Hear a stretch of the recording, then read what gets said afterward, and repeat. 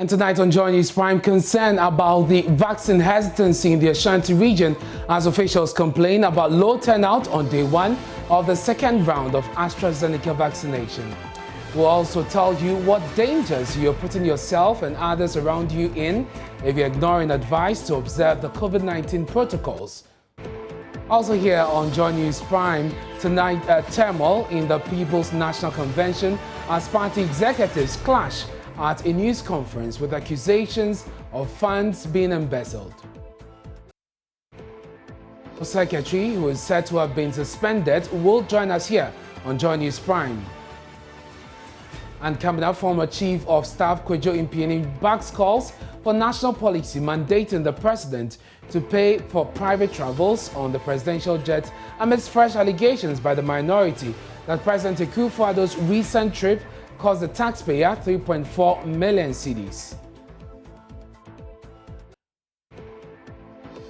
We'll also bring you details on a story that's been trending today in the Northeast region, where the NPP chairman there says he will ensure persons affiliated with the opposition NDC are not recruited into the ongoing enlistment in the various security agencies. Come out as NDC supporter to criticize NPP, we will fish you out and remove your application.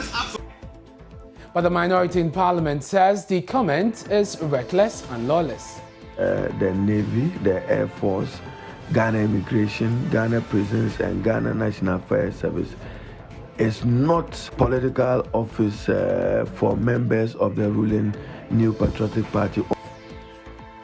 Later in business, commercial quarry operators express worry about encroachment of buffer zones around quarry sites, which is having a negative impact on extraction for construction purposes. As we sit here, there are so many challenges facing the industry. And this comes from, of course, encroachment of buffer zones around the quarries. Joy News Prime is coming to you live from our studios at Fanofa Kokumlemle here in Accra. We are on digital TV because you are free to air. DSTV channel 421, Go TV 144. This is your home of independent, fearless, credible and impactful journalism. Stay tuned in.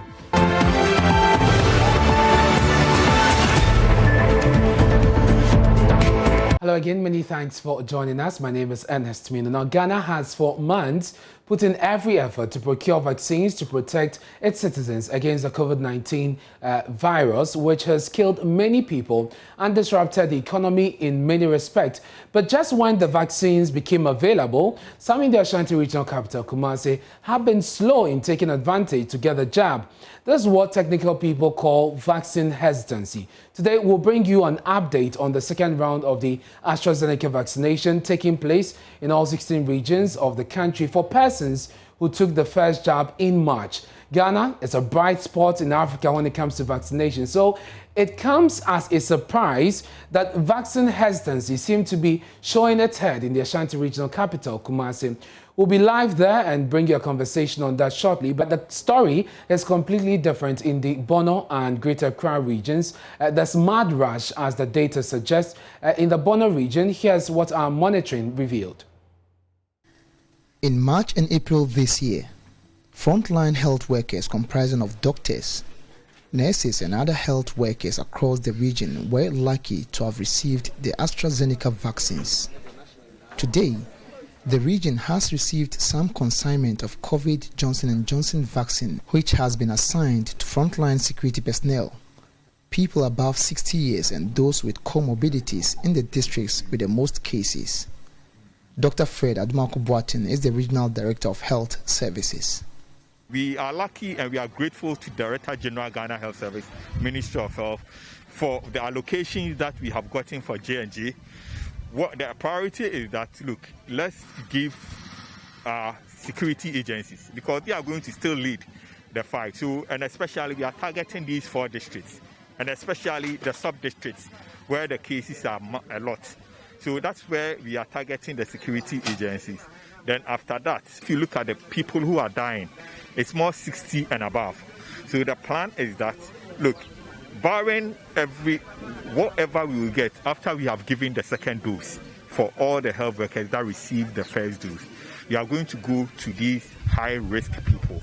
with the J&G and also with the AstraZeneca. So this is the plan that we want to do. Bono East Regional Coordinating Director Mr. George Padmo Mensah, after a brief event to launch the vaccination exercise, called on the people to be part of the exercise in order to help save lives. Thank God, and we're grateful to His Excellency the President for this and the other donor support that we've gotten adequate jabs for vaccination. So it's actually going to help our people. Those who took the first jab can now have the second jab to complete the vaccination program. And those who are fortunate to get the Johnson & Johnson, it's a one-dose sort of program. And so it's also going to help. Now that our place is being considered as a hotspot, we'll be able to manage this COVID-19 situation in that way.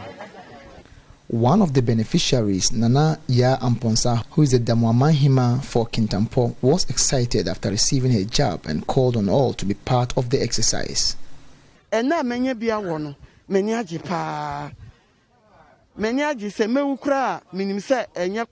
very excited for having received the jab because even if I die today, I know I did not die from COVID, and I wish to urge everyone to make sure we all accept the vaccines in order to stay safe. COVID pania no one, but Modian so be 2 minutes. Now so she, however, promised to be an ambassador for the exercise and urged traditional authorities in the area to do same. Sesi akura me wo media wie no my phone afrefre binom ama o maba ena men so no. I've just called some relatives to come for the jabs, and I would advise my colleague traditional leaders to accept the jabs, and I'll also advertise for this as well.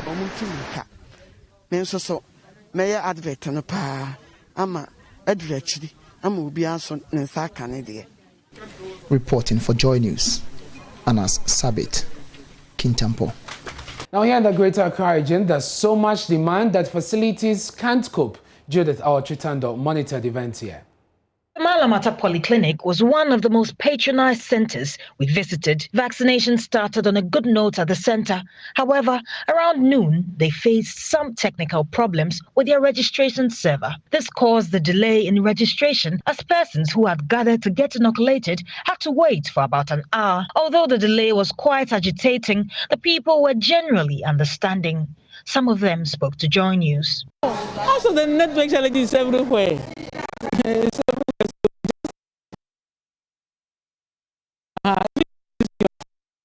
find it difficult sometimes to operate it. So we just exercise patience and then wait for the right time. It's going well. It will soon get to our turn. Earlier in the day, however, we experienced some technical challenges. But now it's better. For me, I don't care even if it means I'll wait here till evening. I'll do it. Oh, I came in the morning, but a lot of people are here, so I just went back. So I just came in right now, but I think the line is now okay. Disease Control Officer at the Ayawaso Central Municipal Health Directorate, Emmanuel Akasireku, explained that the polyclinic began manual as a means to salvage the situation. So actually, we are working with an online application, and then it went off.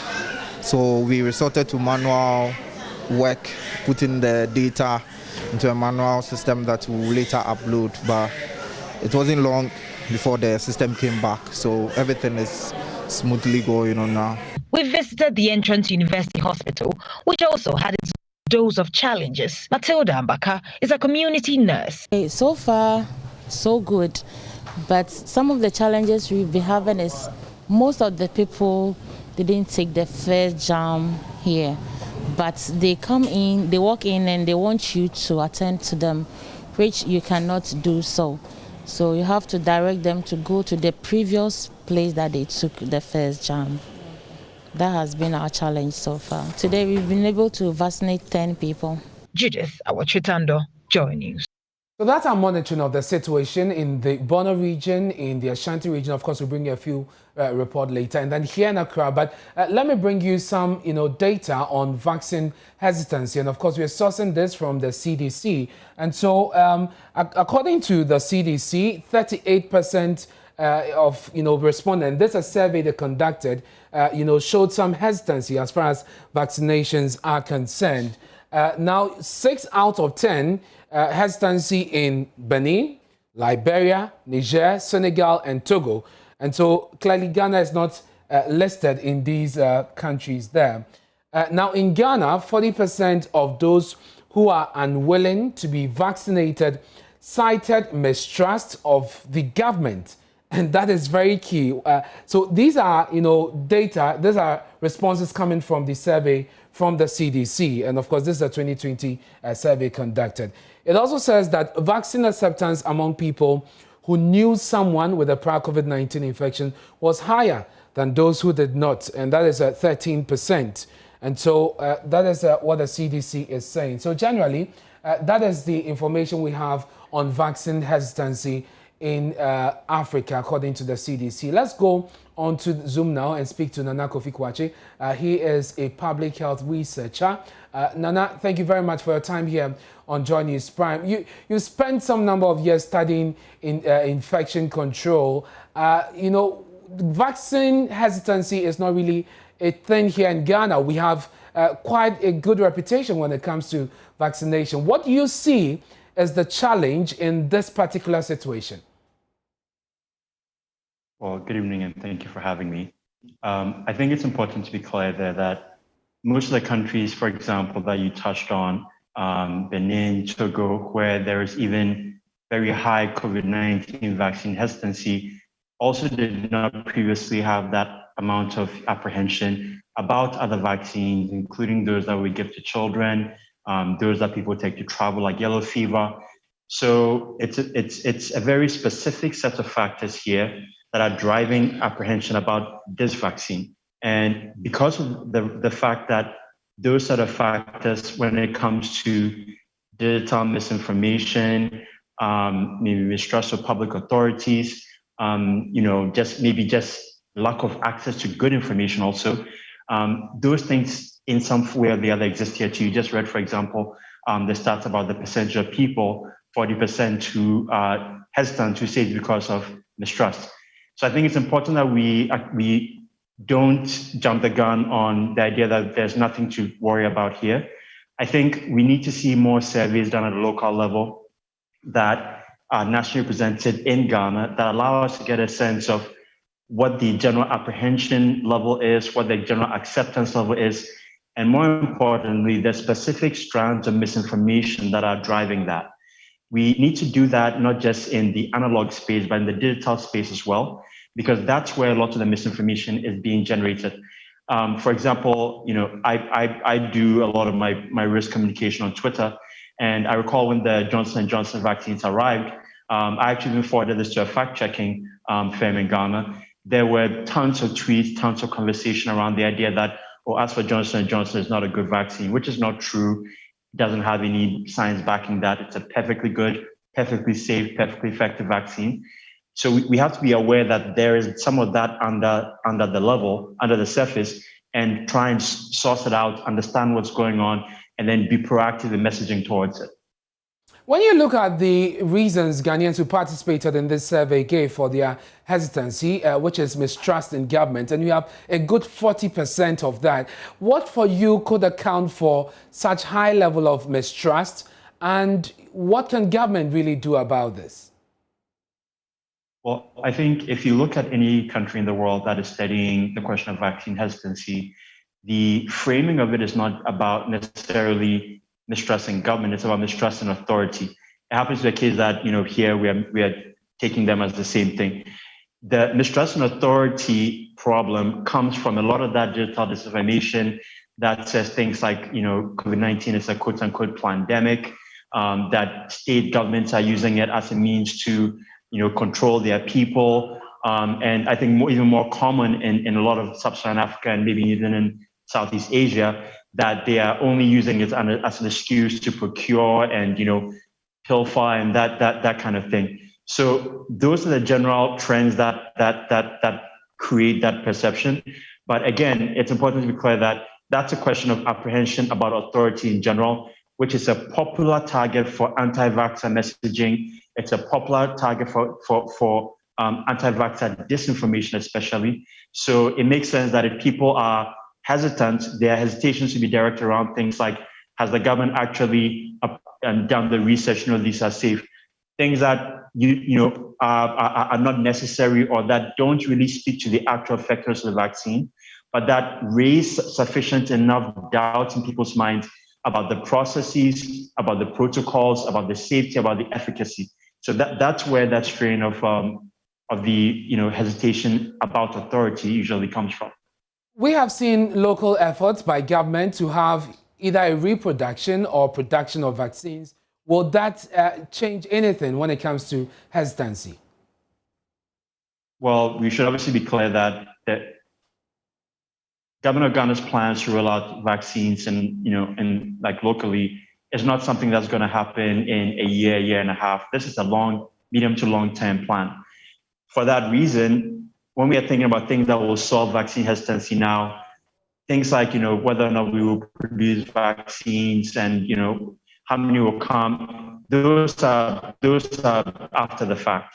The question short term really has to do with understanding exactly why people are apprehensive among those who are, doing a bit more local research. I'm glad that we have this data from the Africa CDC, but there are also other studies that have been done that look at Ghana as a more specific local contextual situation. And I think we should encourage more of those and actually see what those say. So we understand, like I said, not just the percentage of people who are apprehensive, not just what things make them apprehensive, but what information they have about the vaccines. You want to test whether or not they know about safety of vaccines, whether they know about the production process, whether they believe that it's gone through all the necessary steps to make sure it's safe and effective.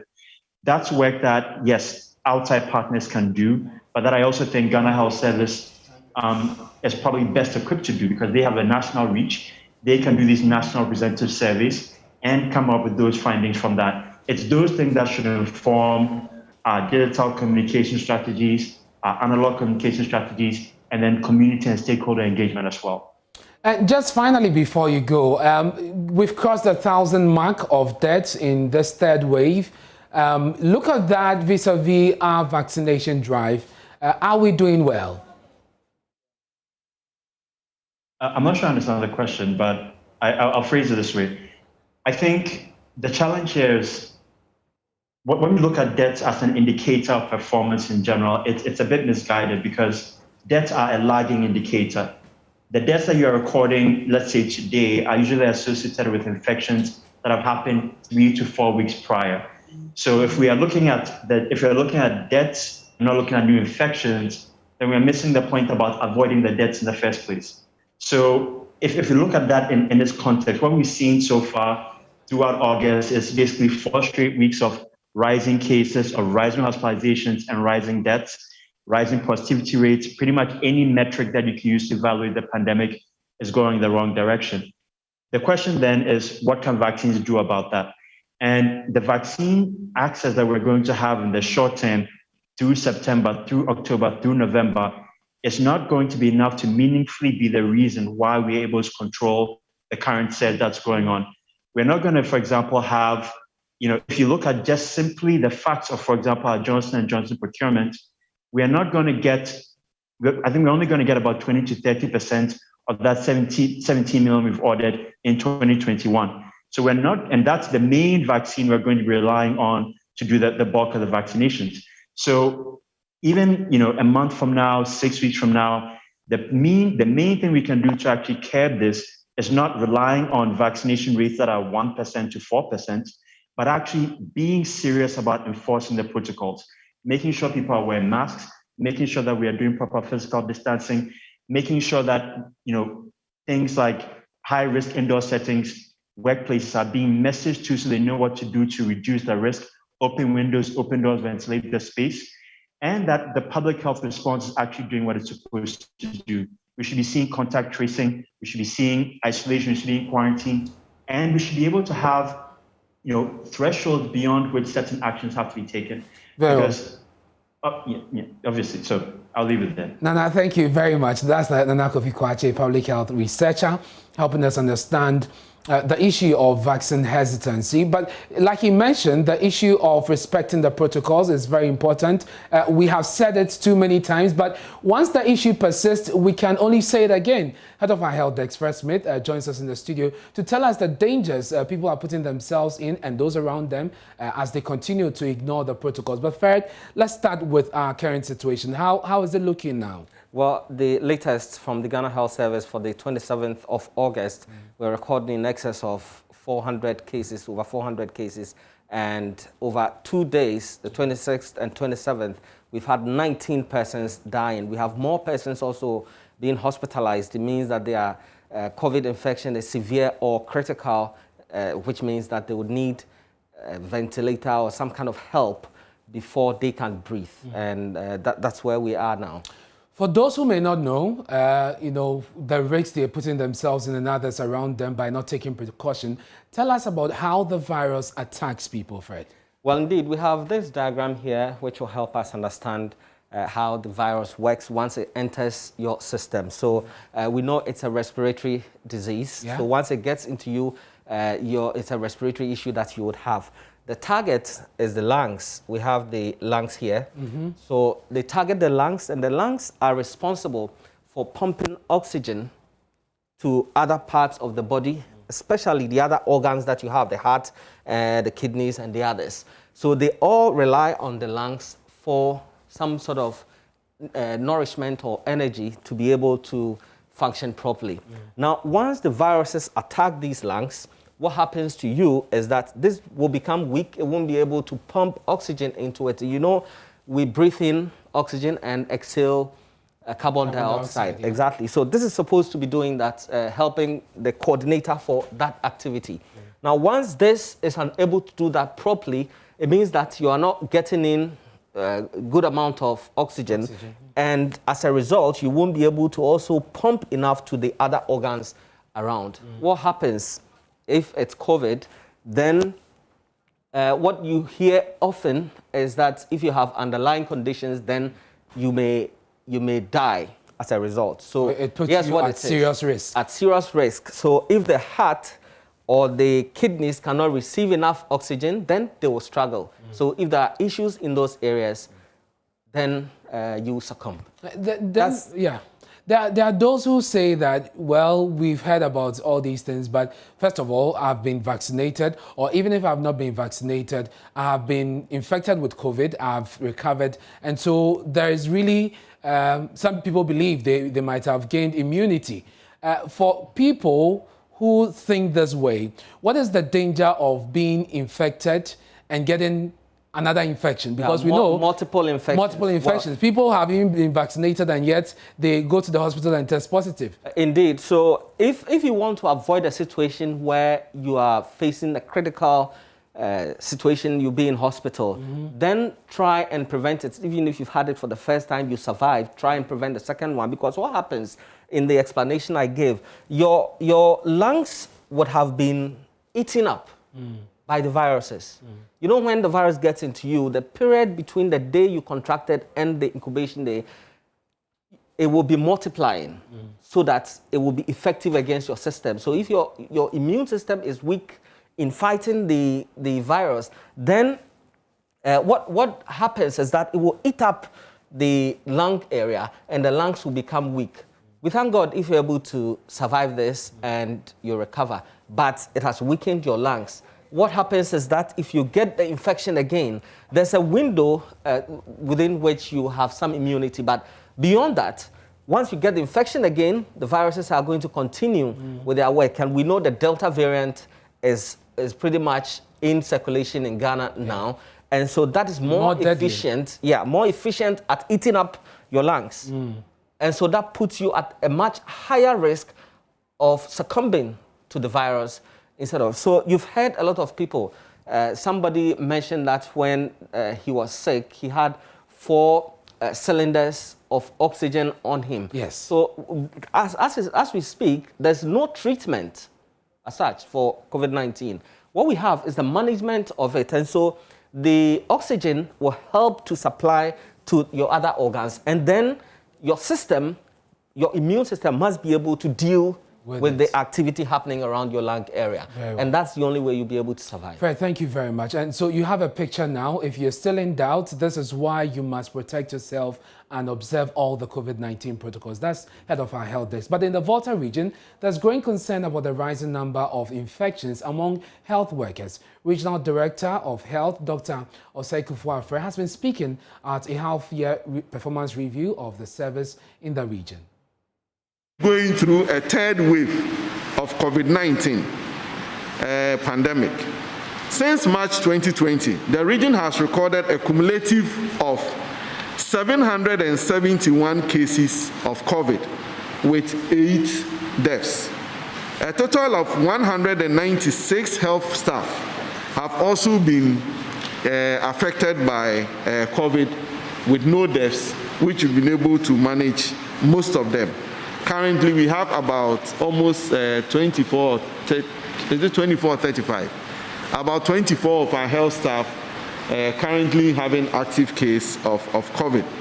So the percentage of health staff affected so far is about 25.4% of the total number of cases. And this remains a challenge since the health staff are few, and if they keep going down with the same disease they are fighting, then who is now going to manage the cases that we have? That's it for the Volta region in terms of COVID-19. If you're watching Joy News Prime, my name is Ernest Mini. We're taking a short break. When we return, we'll bring you the latest in the world of business, plus some sports news for you. Please stay. Yeah, welcome to Business. I'm Charles Aite. Commercial quarry operators have expressed worry about the encroachment of the buffer zone around their quarry site by settlement. According to them, the situation is negatively impacting productivity, which could affect the extraction of rocks, sand and minerals for construction purposes. The Commercial Quarry Operators Association of the Ashanti region are therefore appealing to government and other stakeholders to take action to safeguard the multi-billion-dollar quarry industry, which continues to support job creation and contribution to GDP. John Dodo is the former Director of Geological Survey and advisor to the quarry industry in the Ashanti region. As we sit here, there are so many challenges facing the industry. And this comes from, of course, encroachment of buffer zones around the quarries. Let me explain it a little bit further. After every quarry, when every quarry is given, there is a buffer of at least 500 meters around the quarry. The reason for this buffer is to make sure that the quarry is not encroached upon, because the activities of the quarry include blasting. And the rocks which are broken down can fly to a distance of about 300 meters. So to be on the safer side, 500 meters around the quarry have been selected or have been reserved for the quarry. But this is what is happening. There are a lot of settlers, building contractors, individuals are encroaching upon and making the quarry almost unoperational, because when you encroach upon a quarry, then it makes it difficult for the quarries to operate within the specific terms which they are mandated. Well, the advisor to the quarry industry in the Ashanti region, John Dodo, also indicated that the quarry sector, if harnessed, could bring more gains than gold mining. Ports and harbors, tunnels, hydroelectric dams, water reservoirs, underground sewage, breakwater at seafront, pier, water reserves, reservoir dams, rose as base materials in waterlogged swampy areas. So we can see that this granite, which we are treating it in any way, is a very valuable material. And in fact, even the post-life of a quarry is also very important. It can be used for recreational purposes, for aquaculture, for irrigation, and for domestic consumption.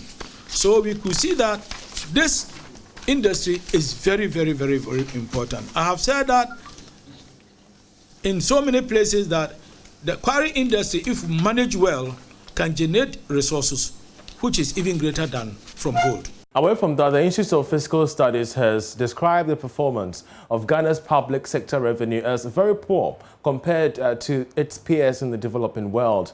This, it says, is a major cause of the country's excessive borrowing, leading to the high level of indebtedness and debt service cost, despite receiving considerable amounts of debt relief under the Highly Indebted Poor Countries Initiative in the mid-2000s. Ghana was ranked third in the world and the first in Africa with the highest interest payment because of its ballooning debt, which the economic and policy think tank describes as unsustainable. We have more in this report. At a forum on the theme Ghana's domestic revenue mobilization woes, how do we fix it? The energy and policy think tank said revenue that are currently generated in the country are not enough to service the country's debt and pay salaries of public sector employees. Leslie Dwight-Mensah is a research fellow of IFS. Since 2009, when we were spending 29.3% of public revenue on central government investment, and the dramatic deterioration such that by 2018 we're spending just about 10% of public revenue on central government investment. There has been an increase since then, including in 2020, driven by, election spending. But you see generally a declining trend in how much of the total public revenue mobilization goes into public investment. Mr. Mensah also expressed worry that the country's present economic growth rate does not match its revenue growth, a situation he described could stifle the economy in the medium to long term if a remedy is not found. Ghana's debt service revenue ratio is alarming and one of the highest in the world, reflecting the high cost of borrowing and low revenue mobilization. And because of these difficulties, government investment spending is falling, which will undermine the country's long-term economic growth and development. So what do we do? How do we deal with this debt problem, enhance public investment for accelerated growth? We ought to urgently address the revenue, expenditure, and extra budgetary issues. And of course, that'll be it for business. We have more in the course of the bulletin. Do stay.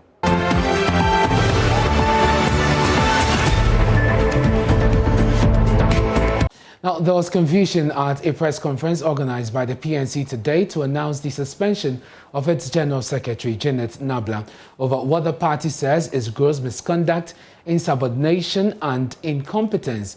The press conference, which was addressed by the party's Communications Secretary, Audu Ishak, was disrupted when the Greater Accra Regional Chairman of the party, Bala Mike Kankam, demanded reasons for the suspension of the party's General Secretary.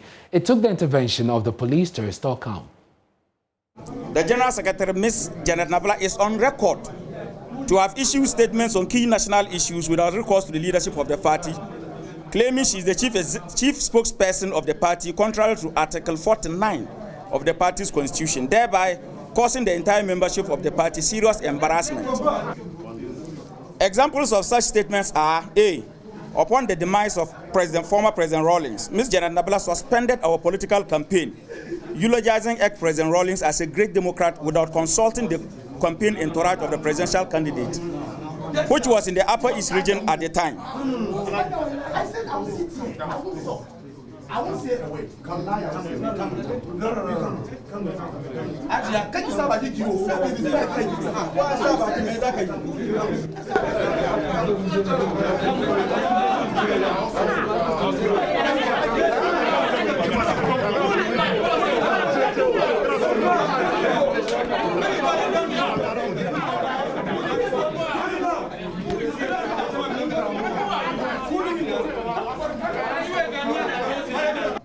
The General Secretary refused to take down minutes and walked out of the said meeting halfway without any permission or assigning any reason. A clear and manifest act of disrespect and indiscipline, flouting the constitution of the party. How can someone who seizes every opportunity to call herself the General Secretary, the Chief Executive Officer of the party, exhibit such high level of dereliction of duty, especially at such an occasion? Number 5. On the 31st of March 2021, the General Secretary, Ms. Janet Nabla, took delivery of a check of 30,000 Ghana cedis belonging to the party in lieu of a refund from the Electoral Commission, and decided, rather surprisingly, to deposit the said check into the Northern Regional Party account instead of the headquarters account. The said check was subsequently cleared by the Northern Regional Chairman and Secretary and given back to Janet, who disbursed the said amount without recourse to the party leader and chairman, contrary to Article 54 of the party's constitution. An act which also amounts to misappropriation. And not only that, for it has become known that one can divert a check meant for the national headquarters to a regional party account and from a regional party account to a constituency party account.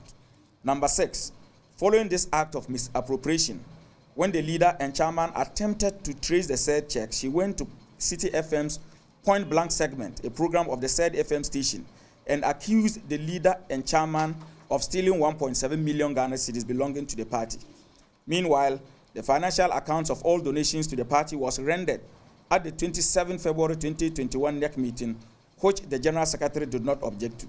This conduct was calculated to tarnish the hard-earned integrity of the leader and chairman, and thereby compromise their ability to raise funds to support the party's activities. Well, Janet Nabla joins us in the studio to respond to some of these issues that have been raised against her. First of all, let's start with what is supposed to be a suspension. You insist you have not received a letter from the party which is supposed to properly communicate any such action if you indeed believe it is justified. You haven't. No, I haven't received any letter from them.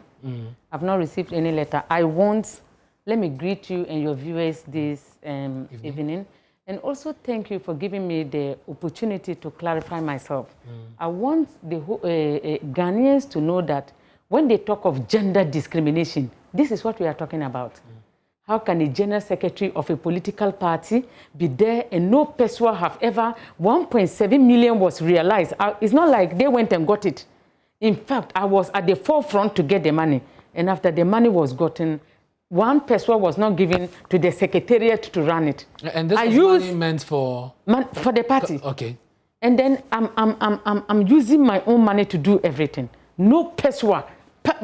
Ever since I became the general secretary, painful. I've never had one CD from the party accounts. If I tell you the amount of money, 1.7 million, to also just run my party business. Let's forget about it. Let's come back to the disrespect that the so-called chairman and leader have towards me. You see the guy who just read the so-called petition against me. He's not the communication secretary. He's not? When we talk of lawlessness, you see these two gentlemen, people who don't obey the law, people who are so much into... You're saying Ishak is not the communication secretary? Ishak is not the communication secretary of the party. So he's who nothing. Is? The PNC constitution says that the communication secretary of the party is supposed to be an appointive position. Who appointed him? No one has appointed him. You see those people who were there, and they call themselves treasurer, what and what. They are not elected members. Dr. Siribua from Electoral Commission will tell you. Do you know why I am here today? It's because I want to follow the constitution of PNC. I wrote a letter telling media houses not to deal with 40 members. They are not elected members.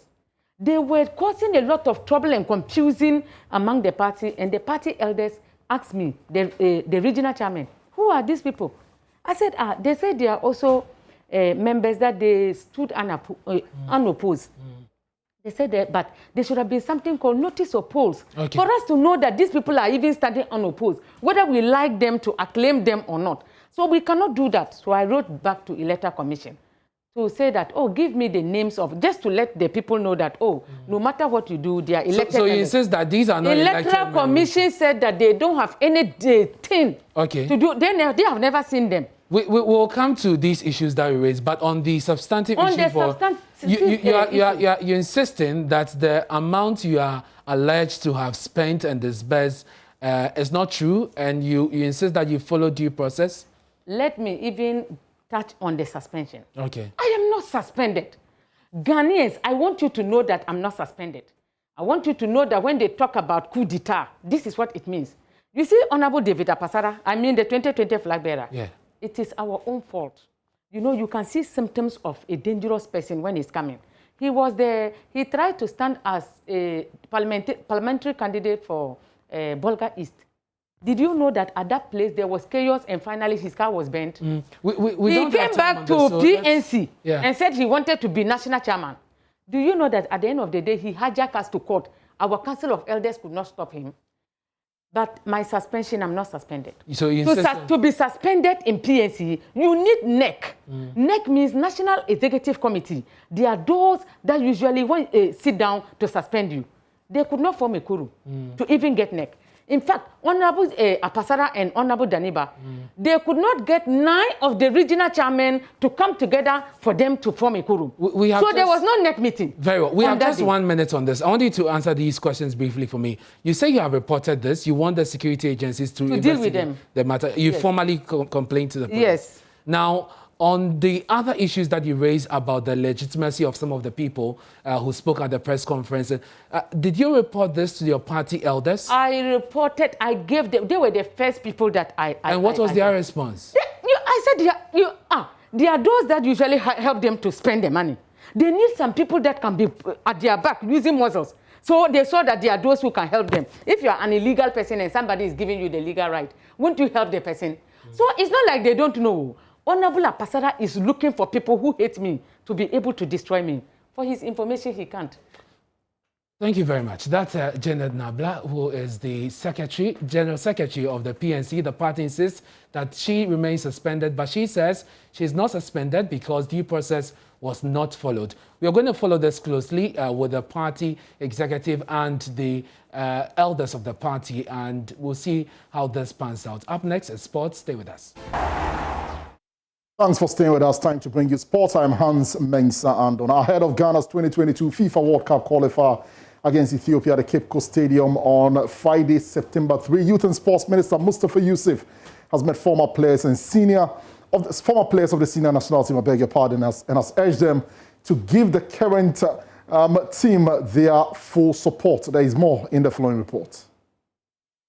In attendance at the meeting were players from different generations of the Black Stars, notably from the 1960s to 2000s. Wilberforce Sinfum, Reverend Osei KOFI, Ibrahim Sande, Willie Kluche, Aule Kwe of the 1960s and 1970s were at the meeting, which also had Abedi Pele, Osei Kufo, Ibrahim Tanko, Stephen Apia, and many others. Addressing the former players, the minister said the meeting with them is part of a series of engagements to familiarize himself with those who have contributed immensely to the growth of Ghana football and tap into their experiences. Mustafa Yusuf paid glowing tributes to the legends for their immense contributions to Ghana's national teams and Ghana football in general. The proudest moment of our nation football history, without doubt, were in the 1963, 1965, 1978, and also 1982, when the Black Stars won the African Cup of Nations. We can also forget the unforgettable maiden World Cup appearances in Germany, as well as the World Cup 2010 in South Africa. We can also forget Ghana's first Olympic medal in 1992, and the exploit of some of you in giving our country so much to cheer about the age competition in FIFA under 17, under 20 World Cup over the years. The minister urged the former players to come on board and continue to play a role as the new generations of players try to emulate them. Our dear legends, Ghana and the latest generation of Black Stars will be starting another campaign to emulate what we have achieved years back. We need all of you on board, including the support of your blessings of our legends of all generations. With much humility, I call on all of you to come on board to support us with your blessings, your prayers, your experiences, and your expertise as we embark on the World Cup qualifier campaign and also the AFCON campaign come 2022. Away from football, and Amos Kwabla produced a scintillating display to be sworn rival Vincent Toga to win the coveted trophy at this year's Ghana Center of the World Golf Tournament. My colleague Asari Bediako has more in this report. Nice one. Over 120 golfers across the country competed in the third edition of the Ghana Center of the World Golf Tournament, which came off at the Center of the World Golf Club in Tema. After a keen contest in the professionals category, it was Amos Kwabla who secured the coveted crown. he edged main contender Vincent Toga by 1 shot on the final day of the competition. The Achimota Golf Club star shot a 1-under par 71 to claim the coveted title. 3 golfers, Kobla, Toga and John Mauli Nyako, were tied on overall scores of 141 after exchanging identical scores of 71 and 70 on the opening 54 holes over the first 2 days. However, Kobla held his nerve on the 3rd day to post a total point score of 212. The tournament was organized by the Ghana Tourism Development Company. Kojo Odami Entry is Chief Executive Officer of the company. We are all aware of the fact that we have been blessed with the invisible line of the Greenwich running through Tema Country Golf Club, specifically Hole 7. We have come up with a project called the Ghana Center of the World Project. And the bigger vision is to turn this place into a modern golf resort. Capable of holding PGA accredited events or golf tournaments. And so we need to add the needed infrastructure that will help us leverage this strength that God has given us with the Greenwich Meridian line. The Greenwich line runs all the way from the north, coming somewhere from Salaga, through the Bono region, through Somenya, and then ends up in Tema here. And so this is the beginning for us to use Tema as a starting point in building infrastructure that would make the line touristically sellable, but the plan is to scale up to the other parts of the country where the line is running through. So it's a phased program. We start with Tema. As funds become available, as we come up with ideas and the proposals, we'll naturally go all the way to the north where the line is running through. Manasseh Augustine won the men's amateur event. Tony Enin Boateng was the champion of the men's seniors category, while Florence Echiberima was adjudged winner of the women's senior event. That's it for this installment. More sports later in the bulletin. We take a break here.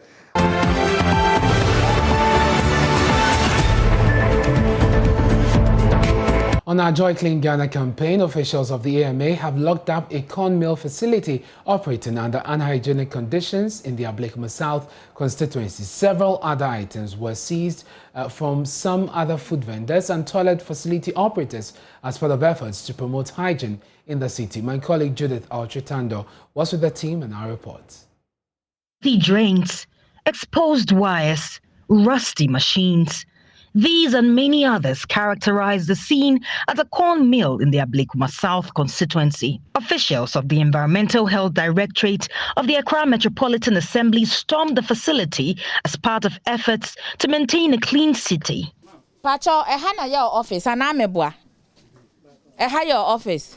Inti Pacho, send your office ATA, Osha eye. Baby aye yam more, corn mill. The be a catcher must say was said from no baby at the close of the day. Ubetimia wash it. She naked wires. And I since say baby she hanging she naked wires. Yeah. It's a question. Yeah. The operators couldn't help but plead, but their plea fell on deaf ears. The facility was locked up. Master, this is not the first time tankers for Baha. Who can say Omubaha? 2 weeks almost time by another 2 weeks almost time by and I yes so yasiaba. Into it means why a white drink say wunya no yanya bebwa wire into ye lock it up this place. There's nothing we will listen to Pacho Pierre. Pacho ye padlock way free Hona Maya Quine Jumanco. We subsequently visited a kinky house, which was also operating under bad conditions. Condos stored in large basins had dirty coverings, while disappointed officials complained the vendors were busy putting up a defense. It is Anyama way. Just share container and cramp on with Diana Gusso. Utimi who says Nyama and Fifi Awaso. It is our way. Young Mamoon's fine yet, Janibium, and far more bindi because we classify and just look at Abba. Namodia Kate Dianeso. I'm an impasse ombra non bedi. Me pam chosa anyama we monse sawa ya mamu fanye Janibium, and far mamma for. It is anyama we ya mamu use. when you go and check on the door, you see that there are some growth of maggot inside the door because that is where it is placed. And every day they pick some, they cook, and they leave it there. Our last stop was a toilet facility. Although the AMA had earlier organized training sessions for public toilet operators, owners of this facility were operating contrary to what they had been taught. They still sold cigarette sticks and administered newspapers for use as tissue paper. Do you know that when we had a meeting, we called all of you to come. And we said you should stop using this paper, for people selling this paper for people to use as toilet papers. Do you remember? You remember? Then why are you still doing it? Is it because you decided not to do the right thing? And then we said you shouldn't sell cigarettes in there. And you are selling the cigarette to in there. Why are you doing that? We told you all these things and you are aware and you are doing it. So now, whatever we are doing, are we wrong if we say we want to arrest you? Are we wrong? Will we be wrong? No. We will not be wrong. In all, 3 facilities were inspected, with 1 locked up. Judith Awachitando, Joy News. 100,000 girls are pregnant in just 10 months of schools shut down, prompted by the COVID-19 pandemic last year. Some of the girls between the ages of 10 and 19 returned to school with their babies or baby bumps. Now, a survey conducted last year gives a regional breakdown of the figures, with the Ashanti region at the top, followed by the eastern and central regions. But before we look closer at the figures, listen to this report by correspondent Rafiq Salam, capturing how close to 700 girls in that region returned to school with children. Chilling account of a single night stand of 17-year-old junior high school one student that made her to drop out of school. He wasn't even my boyfriend. He forced me, and that was my first time too. So we tried our best, but she did not accept it. So by now I'm staying in my father's house, and he's taking good care of me. Everything that I need, he will give it to me. So by now, God willing, next month maybe either I can deliver or not, by the grace of God. Ever since she became pregnant 8 months ago, her father has been on the heels on the man to own up the pregnancy and take full responsibility, but he wouldn't budge. 4 months pregnant before I was in the school, but when I got 5 months pregnant, then I left the school. So I came back and I sit at home. Now it's 8 months now. I left school. So the boy that I had him gets pregnant, he told me that he's not the one. So finally my father accepted, and he's helping me to buy everything that I will need for the hospital and the baby's things and everything that we need for the pregnancy now. Another is a 17-year-old who dropped out of school at junior high school too.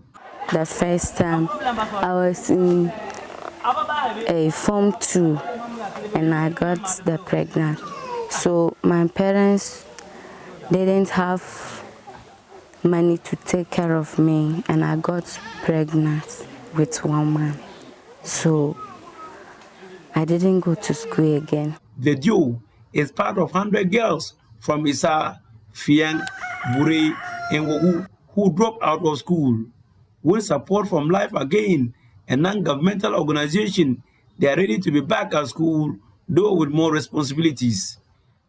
The Upper West Region's Directorate of the Ghana Education Service pegged the number of girls who returned to school pregnant at nearly 700.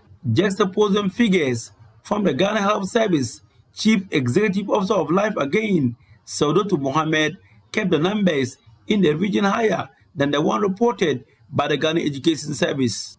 Last year, COVID hit us, and we saw that a lot of girls became pregnant.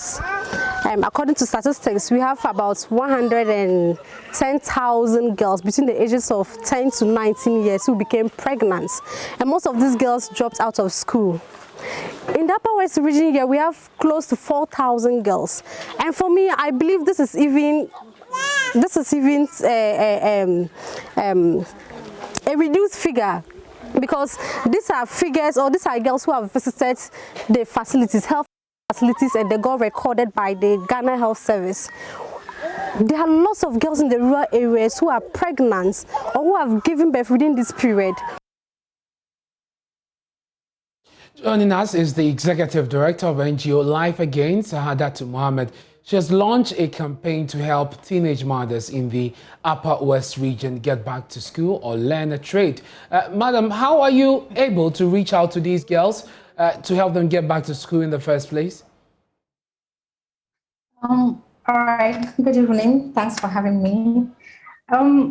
So currently, Life Again, we were able to support 100 teenage mothers this year.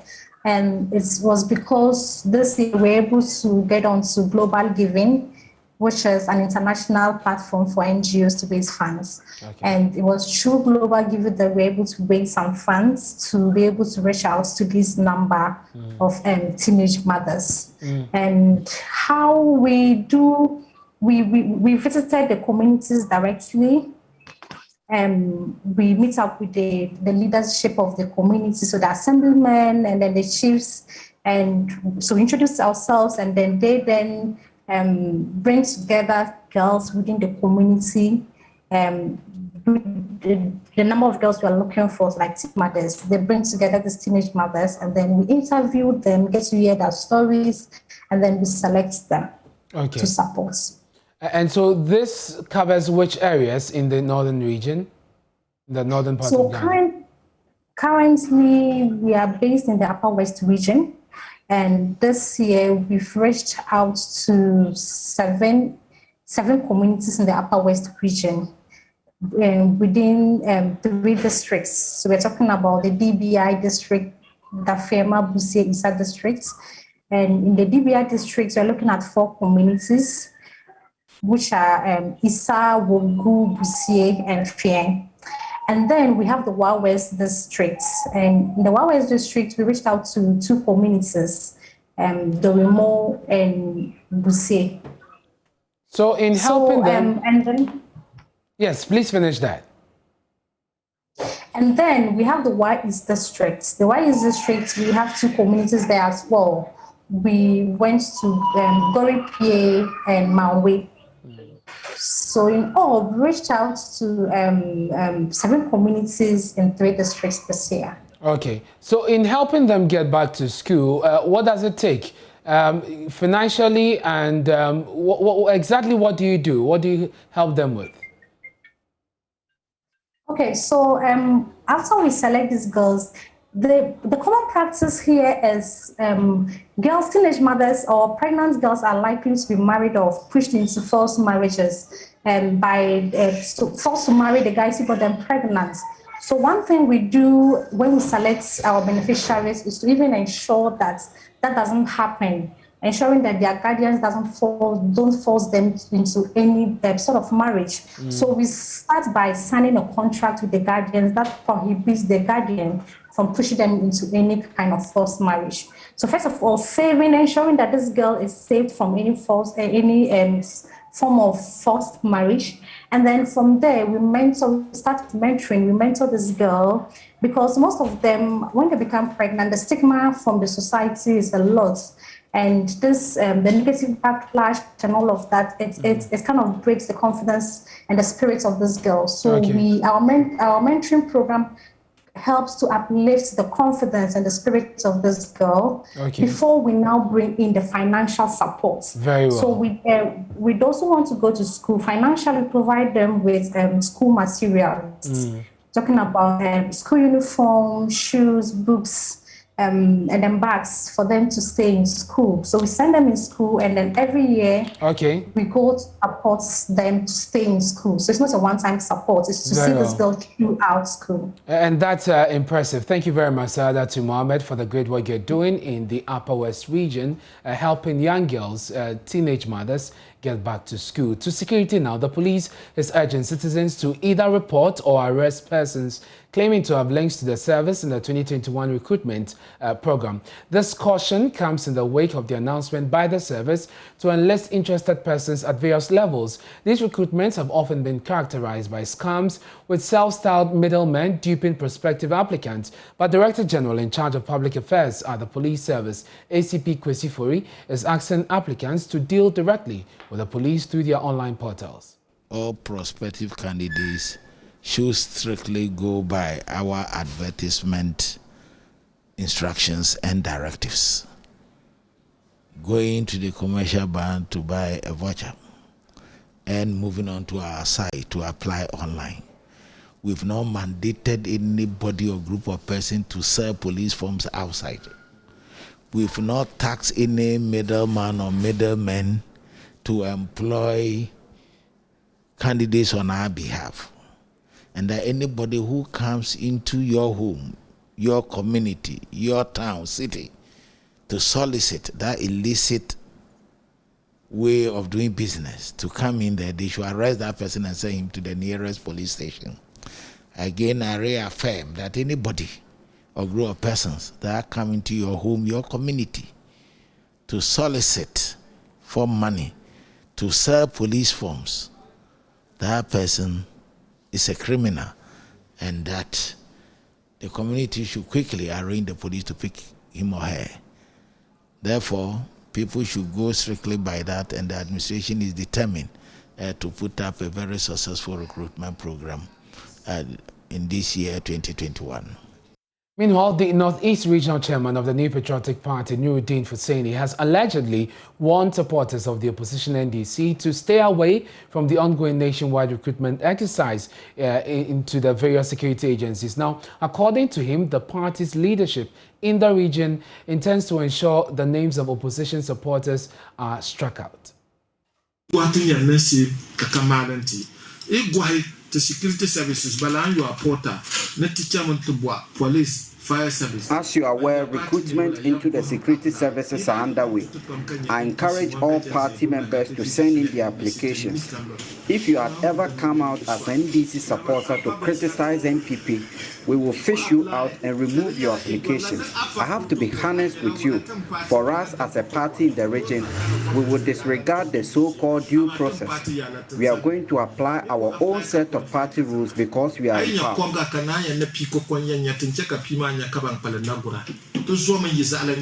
So let's go on to the phone lines now and speak to correspondent Ilyasu Tanko, who joins us on the phone. Ilyasu, which radio station was the regional chairman of the NPP speaking on? Well, he was speaking on our affiliate Nobia FM in the Northeast Regional Capital, and he was speaking on several allegations that have been leveled against him.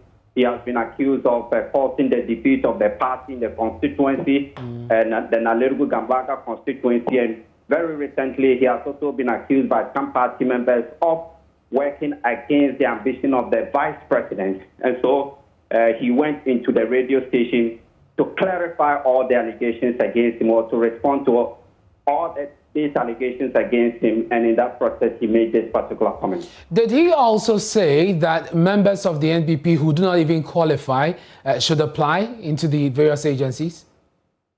Yes, and even asked his colleagues, executives to stop being selective. He is asking them that anytime that such opportunity is given, they should ensure that only party members get the opportunity. And so he was very emphatic. He said any NDC member who has in any way criticized the MPP, they will look for your name in these applications and then get them deleted.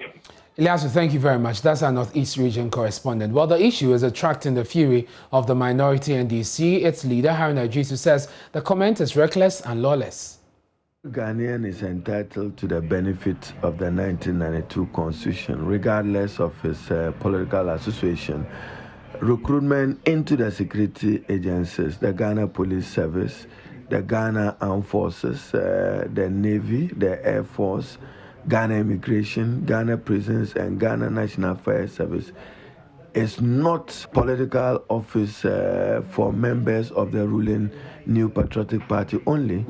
Again, that's lawlessness of the highest order that you publicly will manifest that only members of the ruling party or supporters of the ruling party can be admitted. I think that we should dismiss his comments in limine and get the heads of those security agencies to assure the Ghanaian public that they are not reducing those entities to appendages or an extension of the New Patriotic Party offices.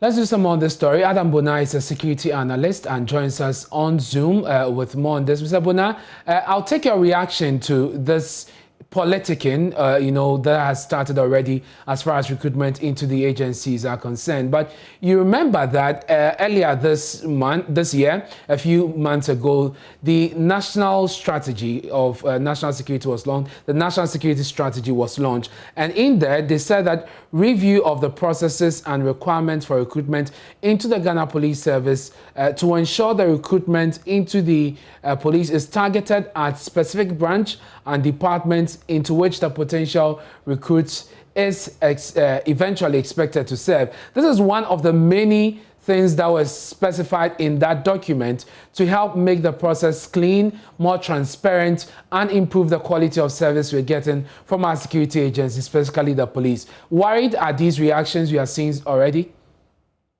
Yes, good evening to your viewers. I am, very worried, but not surprised at all. Listening to what the NDC regional chairman is it the Northeast actually put out there. I don't want to believe what he's saying is what is going to happen. I do know the process is going to take place, and those who are qualified are obviously going to be recruited into the police service. But these are worrying times, especially when we have criminals who terrorizing everybody. The IGP doesn't seem to be sleeping. He's moving, up the country, going into villages to reassure police officers that they have his support, and therefore they should combat criminals in their community. And so to have a loose talker, such as the Northeast MPP regional chairman, coming out to speak this way, I do believe that he might have made this statement because I'm not sure if the MPP has any impending, elections. And maybe they are constituency elections or regional elections. And no, they don't. He's trying to use that to court support. If not, that is very reckless of him. In the security services, there is a convention to ensure that there is adequate regional balance. When I say regional balance, you cannot go and recruit just people from the north or people from the Greater Accra. There has to be proper regional balance. The idea is to ensure that one ethnic group or one community will not have too many of their indigents in there and taking advantage and probably starting a mutiny. And so to have him say only members of the MPP, would go through, I think it's reckless. I don't know how the state can deal with him, and I don't also know how the MPP as a party can deal with him. But this is recklessness at its peak. Listening to a whole regional party chairman denigrating, how do we call it, the Ghana Police Service and the foremost internal security agencies such as this. There has always been that issue, and it came up strongly during the vetting. And the Interior Minister said, well, they are not aware of it. The Defense Minister said, we are not aware of it. And these are probably even National Security Minister, Kandapa, also said, he is not aware of it. But is this anything to confirm that this is what has been happening? As far as I'm concerned, working with the state security agencies, there might be few who might use the the corridors of politics or power to get in. And I do know that a large number of them, you have to at least meet the minimum requirement to go in, and not your party affiliation, as far as I'm concerned. And there's another, yes, there's another aspect of this. The CPP has raised a concern with how the various agencies are demanding that applicants pay fees, whilst applying for to be enlisted into the agencies. They think that amounts to corruption, seeing the high numbers of unemployed people we have in the country. From your perspective as a security person, is this a position you support? You think that people should apply for free? And what is your take on this? No, I don't support it. In any case, how much resources do we even give to these security agents? Some of us have been advocating for enough resources to be given to the security agencies. It's just like the university. I'm sure even private universities are charging application fee. You want to apply to go to the university abroad, you pay for application fee. You want any of our universities, you pay. Even international. And so as far as I'm concerned, there has to be a token. You need to pay to sustain the process. And so I don't see anything, in my opinion, I don't see anything corruption about this, because at the end of the day, this money they pay, it goes to government.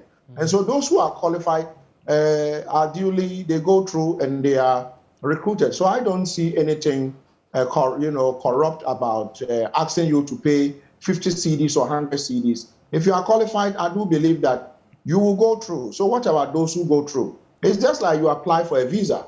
Those of us from the developing world have been crying wolf and saying that you go for a visa, whether you are given the visa or you are denied, your money is retained. It's the same thing. When you are given the visa, they don't give you back your money. If you are denied, you are not given the money. So I think that for administrative fee purposes, they need to manage the portal. They need to manage the process. And it's a lot of money. Just look at the teeming young people looking for job opportunities. Some of them are actually even paying to connection men and recruiters who indulge in, fleecing them and cheating them out of their meager, income and parents' income. So I think that 100 CDs, 50 CDs, 100 CDs, maybe, I think so, about 100 CDs. I don't see anything wrong. I think that it's something that I would support. Okay, Mr. Bona, I'm grateful you could join us. We can now listen to the CPP chairperson who spoke at the press conference today, defending their position, why they think this is wrong, why they think the state must not charge prospective applicants fees to enlist into the various security agencies. I'm expected to pay 100 CDs to apply for a job as a young person and a youth of this country. 100 Ghana cedis to apply for a job as a youth of this country, and that is why I'm here today, represent the youth. This is extortion at his peak. I am appealing to the president of this country to immediately look into this particular text I got, if it's true. I have spoken to one or two people, and it's concluded that is the praxis today. For you to apply to any of the state institutions, even me as a private sector, I find it so abhorrent and difficult when I'm asking people to apply for jobs here, to ask them to take an application form. For the state to ask that the youth of this country, within the context and the state, the situation we have here in the country today, where private sector has collapsed, the financial institution has collapsed, a lot of private sector in this country. So a lot of young people are unemployed, looking for jobs. And so everybody runs to the state for employment. You are asking them to pay 100 Ghana cedis, 100 Ghana cedis, 1 million old Ghana cedis, just to find a job, and that is if they are lucky. And we don't know why there's corruption in this country. We don't know why the people get to their job and they don't have any connection or resources. Johnny's, in partnership with Star Ghana Foundation, is giving you the opportunity to be part of local resource mobilization under the Classroom Project to address education infrastructure challenges in two communities, that's the Breman Jamra and Tolon communities.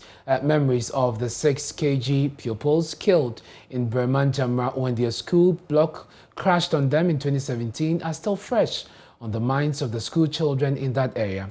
The chiefs and people are worried as they call for help. We have one building which is in a very bad state. We call it DA. That building was constructed by the town or by the inhabitants themselves so many years ago. And the state of the building is said that if nothing is done about it within the shortest possible time, it may one day collapse on the children. It's a school that I did that. It is in Sumra Quempa. Now, my friend in an opera coffee, Sanse school down in Yaninti. When you say behind the dano, a boon at the photo by Sanse, a BS room had empty. Ebanesana, now phone in a year to do in a room. And so you don't want to be told any such bad news. Again, here at the Multimedia Group, we urge you to give for change on the Classroom Project. Educationers are equally concerned about the state of some school blocks across the country. How much can the Classroom Project help or make a difference? KOFI Asare is the Executive Director of the Africa Education Watch, and he joins us live with his thoughts on this. KOFI, you are familiar with the situation in this space and the issue that we are seeking to address. To what extent do you think that this project can make a difference?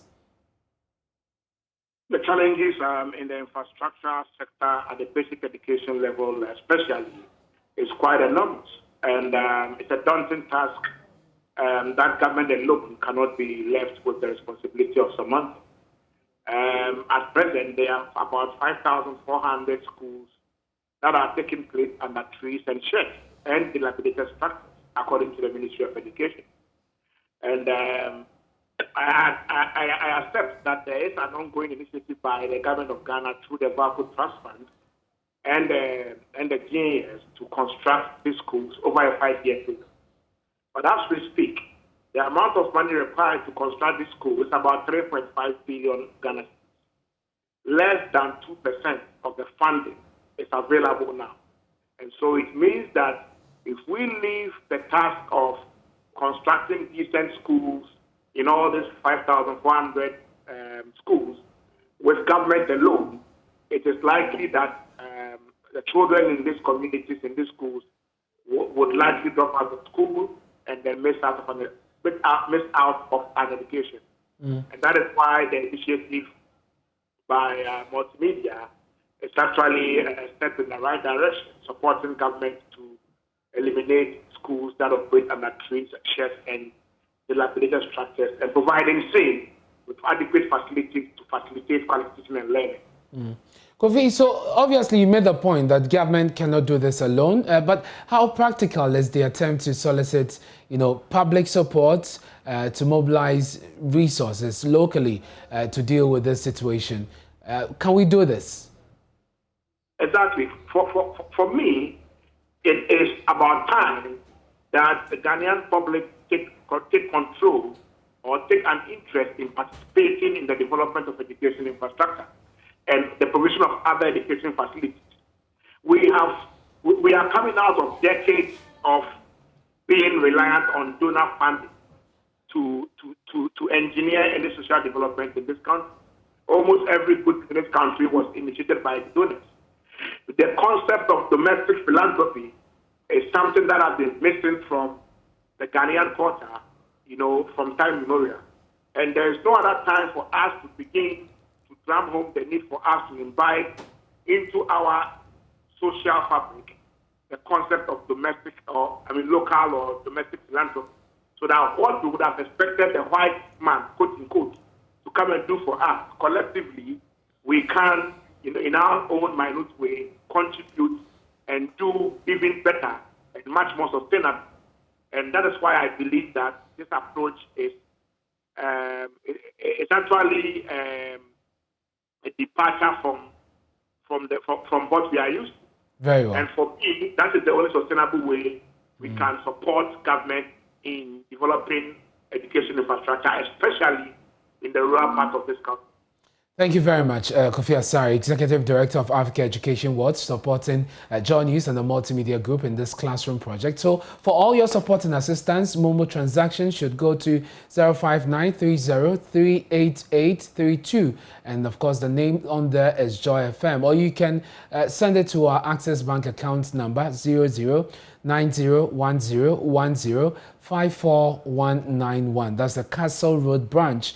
The branch code is 009 and the SWIFT code is ABNGGHAC.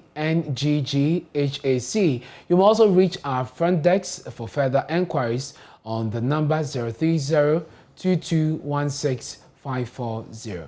This is Joy News Prime with me, Anna Smith. We're taking a break. Charles Ayete is standing by with more business when we return. The National Entrepreneurship and Innovation Program, in collaboration with the World University Science of Canada, has launched a new business competition to empower women in technical and vocational education and training. The project director of NEEP, Franklin Owusu-Karikari, is urging women to take advantage of the initiative, especially during this period of COVID-19 when people have lost their jobs. There is more in this report. A TVET business competition has been unveiled to empower women in non-traditional technical and vocational trades. The competition is a partnership between the National Entrepreneurship and Innovation Program and the World University Service of Canada. Here's Project Director of NEIP, Franklin Owusu-Karikari. The Women in TVET business competition provides technical and financial support to women graduates, trainees, and entrepreneurs. That's startups and established businesses. So for this competition, we are looking at women who are already in the TVET sector, who are already have started something or they are in the process of starting something. They have gone through MVTI or COVET to be able to be trained, and specifically young women between the ages of 18 to 35. So the age underlined. And we'll be providing them training, so it includes access to business development services geared towards entrepreneurship enhancement, peer support network, and startup capital for the competition winners. The focus for this phase that we are doing is for those in Accra, Tema, metropolis. Then we are looking at Kumasi. Somebody will say, is it greater Kumasi or less than Kumasi? Honestly. So we are looking at the greater Kumasi as well. And we're also looking at secondly Takrade. By 25th of September 2021, the application comes to an end. So you have to make sure that from today up to 25th September, you get your application through. Meanwhile, Project Director for World University Service Canada, Apia Boache, says her outfit believes that technical and vocational education and training is a strong pathway towards creating opportunities and empowerment for women. So the INVEST project is a 5-year project that has funding from Global Affairs Canada with an interest in creating sustainable pathways for young people to be able to access non-traditional skill areas. And so we are particularly interested in young women accessing male-dominated trades because that is where we see an alliance between the interest of the government but also the economic prosperity or prospect of Ghana. And so we want to align where the market gaps are and what the needs are with strong, gender-sensitive, market-relevant skills training for young women. The competition will support 5,000 women within 5 years, both financially and through business development projects.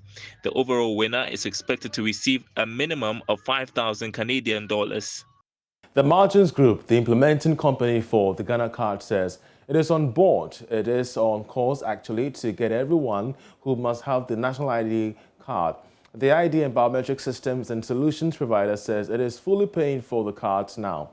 The chief executive of Margins Group, Moses Badian, has been speaking with Joy Business Odilia and Tiamwa on its funding model.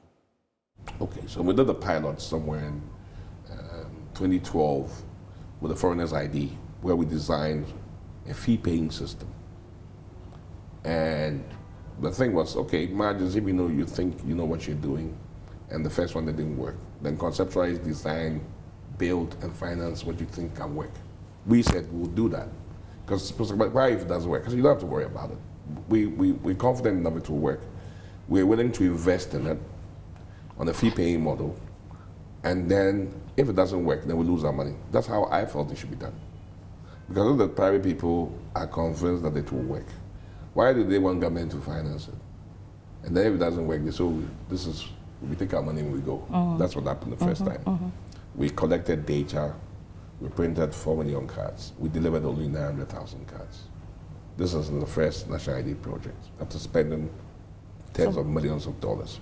So the outcome is what you look at, not the investment. So the outcome is that we really delivered 900,000 cards. That's why we thought that we should change the model. Because we feel that governments have their needs, but they're busy doing other things. Private sector people who know what they are doing can conceptualize, design, build, finance at their own cost, so they can make sure that it works. Provided that the risks are properly quantified, and there's risk registered, the model works properly, and it's bankable. So we did the first one, and it worked with instant issues.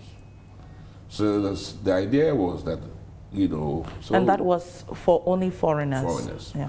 But because the big national one had failed, the Bank of Ghana said, look, we need this national ID. But if migrants is doing the foreigners, that works. Then why don't they just do the nationals? That's how the conversation started. And so we started talking in 2014. We were asked to develop a new non-fee paying model. At that time, the late PVO was very convinced that if we were smart enough to define a fee model, that we should go in at our own cost, come up with a non-fee paying model. And who pays for that? Government? We were supposed to figure it out. They told us, we have to figure it out. You're the private sector. Okay. The then NIA, Larry J.T. as chairman. So we tried to figure that out. It was very difficult, but we worked together with NIA to find a non-fee paying model.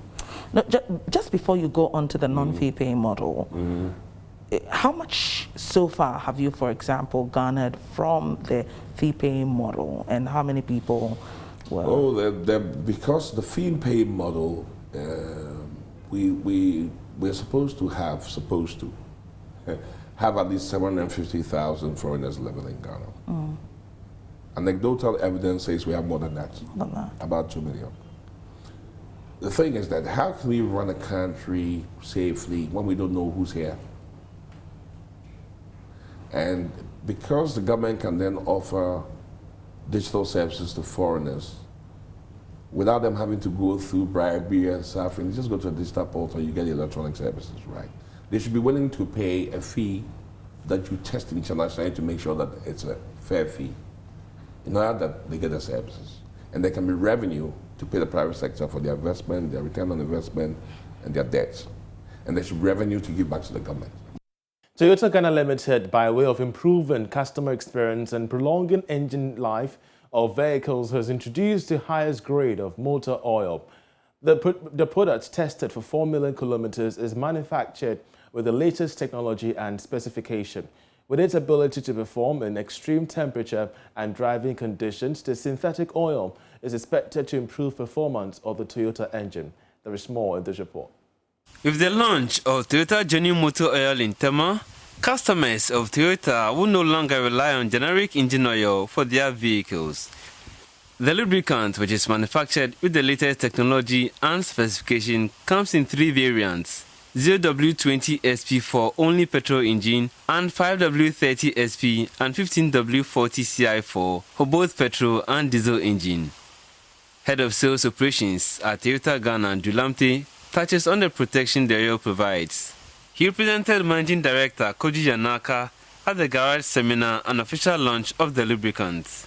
It will not be an understatement to say that the lifeline of an automobile is clean lubrication. The longevity of your car's engine is greatly assured using a genuine engine oil recommended by the manufacturer. The TGMO is specially formulated with optimum cleaning and protection capabilities for your Toyota vehicle. It also provides complete engine protection against friction and heat stress for better performance and maximum engine life. And that'll be it for business. I'm Charles Ayete. We have sports coming up. Do stay. Thanks for staying with us. Time to bring you sports. Youth and Sports Minister Mustafa Yusuf has revealed to Joy Sports that Black Stars head coach QUAKYI Akono is not owed salaries for the year 2021. My colleague Asari Bediako has the rest of the story.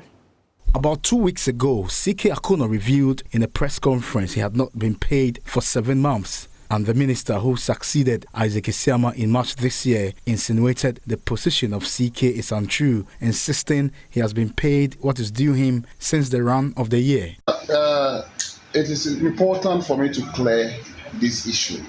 The impression should not be created as if in the last 7 months nothing has been done with the coach's salary. And I can say categorically that since I assumed office, I've paid the coach 7 months of his salary. And I have been in office just for 6 months. Earlier this year, QUAKYI Akono and his predecessor, Kwesi Appiah, were paid by the Ministry of Youth and Sports a combined $230,000. For Appiah, it was monies due him before his contract with the national team expired in December 2019. But for Akono, according to the minister, it was a regular payment made to him, and that part of his outstanding arrears will be paid when his next salary is due later this year. Now, from the manager, he will play under to the reporter asking him questions about his headline-grabbing transfer back to Manchester United. Cristiano Ronaldo will be encountering familiar faces all over the place after rejoining the Red Devils. No wonder the Portuguese superstar considers himself to be home as he embarks on a second spell at Old Trafford after 2 successful years away at Real Madrid and later at Juventus. In his first interview following the transfer, Ronaldo discusses his relationship with the bosses who have brought him to the club in 2003 and now in 2021. So that's Cristiano Ronaldo ending sports here on Joy News. You can read more at myjoyonline.com/sports. And I know that Ernest Menu is excited at the return of Cristiano Ronaldo. Well, I'm not excited. I think that he was just trying to, make the headlines after all the drama with Messi. That's our show for tonight. You have more news on myjoyonline.com.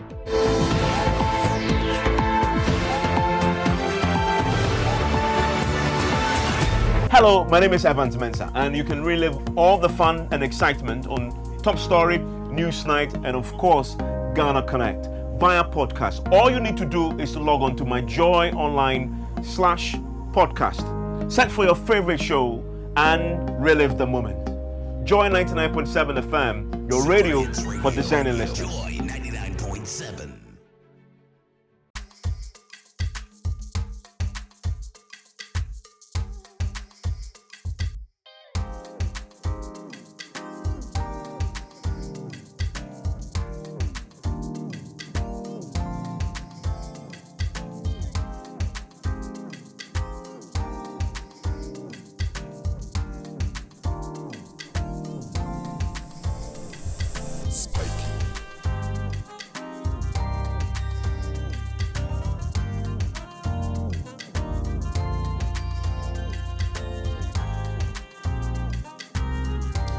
Good morning and welcome to News File.